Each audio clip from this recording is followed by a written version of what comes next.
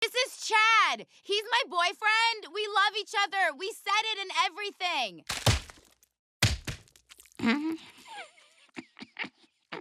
Hello and welcome back to Goose and Boots. Today we have a fascinating story to tell. At the start of the episode, there was an announcement that Peter's company was laying off one employee due to budget cut. And unfortunately for our Peter, the company must fire one white male only. So he was in the danger list. And the next day, while he was in the office, a supervisor came in and checked what Peter was doing. Told him that he should pretend the supervisor wasn't here. So our boy Peter just put his feet on the table and started talking bad about the very supervisor while he was in the room. Peter even took a company phone call and said goodbye instead of hello. So that meant his working performance was very bad. After that, the supervisor told Peter to go to the break room where they would announce who was getting fired. In the break room, everyone in the company were getting one Pawtucket bottle souvenir, until there were 2 bottles left with 3 men, including Peter himself.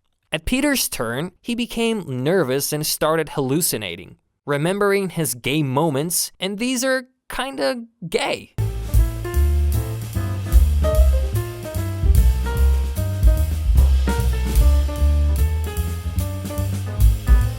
When Peter woke up, he saw himself in a hospital with people in the family around. Dr. Hartman came in and told that he got a heart attack and gave Peter a music playlist to relieve stress. Back to the Drunken Clam, Cleveland found a yacht rock cruise was leaving Quahog Marina the next day. So the boys are so excited to go on a trip, but at the moment, Lyle, a man from Peter's gay moments before, appeared. Peter refused to ever met him. But in the truth, he had spent 2.5 years going to various cruising aquariums to find Lyle. Peter trying to run away from Lyle but ended up falling on the ground. On the travel day, while waiting in line, Peter seemed so excited about the trip. Suddenly, Brian got dragged into a cage because old dogs have to be crated below deck. Stewie told Brian that he knew this would happen. So he put in Brian's bag a 1982 video game, but unfortunately the battery was soon dead.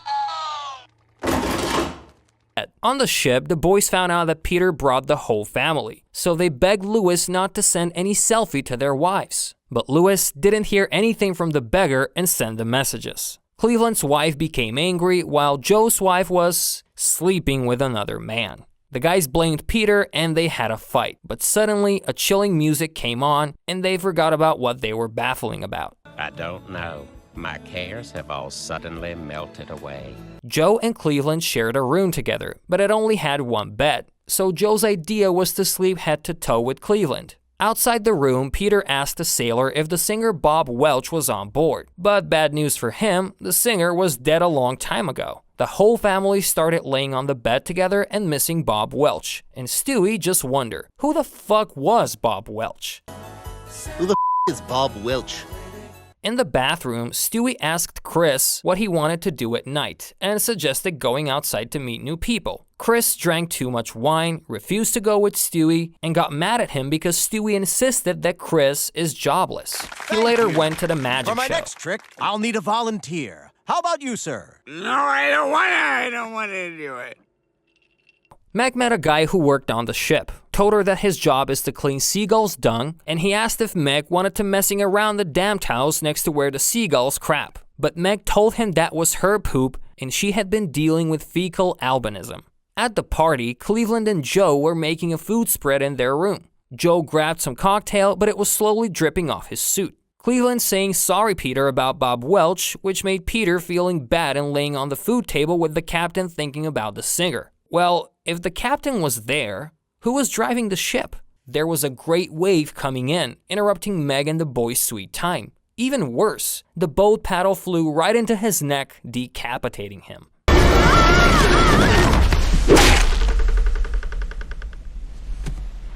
The ship was flipped by the great wave, made everything upside down.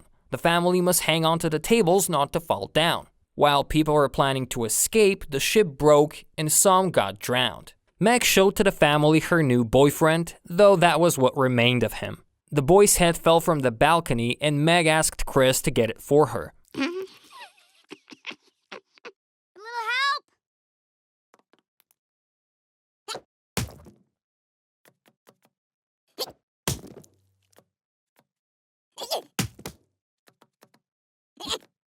Peter found a broken banner and used it as a ladder to help people get to the high ground. While running, Peter looked in a room, and to his surprise, Joe and Cleveland were still eating. You're alive and well. We gotta get out of here. The water levels are rising fast. At the end of the hallway, Joe couldn't open the door because the water pressure was too high. Luckily, Michael McDonald said that he knew Wales' language and called for help. The whales around heard his calling and saved all the people inside by together pushing the ship up. The door was now can be open. Surprisingly, the other side of the door was Brian. But they were not done. The ship kept sinking and water kept rising. Peter and his friends were not likely to escape. And cut. Everyone was back to safe and sound at the Griffin's house, without any explanation, and the episode ended. If you like this video, please like and subscribe to support our channel. And if you don't like it, or if you want to add something, please leave a comment to let us know. Goodbye, and see you again.